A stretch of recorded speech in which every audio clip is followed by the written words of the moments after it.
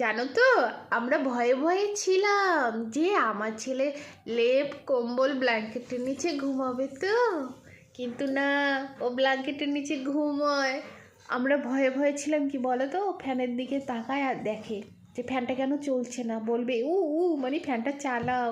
যখন দেখে যে একটু ঠান্ডা লাগে তখন হচ্ছে ও ভেতরে ঢুকে মানে থাকে। আমি তো ভাবছিলাম না থাকবে না, হয়তো এগুলো দেখে ভয় পাবে, না থাকে। আর আমাদের এখানে এত বৃষ্টি হচ্ছে, এত ঠান্ডা পড়েছে, এখন এগুলো ছাড়া আর চলছে না, ফ্যানের কাজ আর লাগবে না, ফ্যান এখন বন্ধ।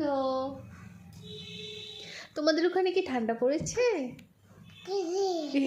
কি ঠান্ডা পড়েছে? পড়েনি? বলো কালকে আমার জন্মদিন।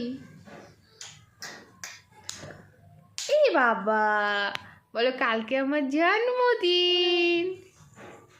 আপা দাও তো, আপা।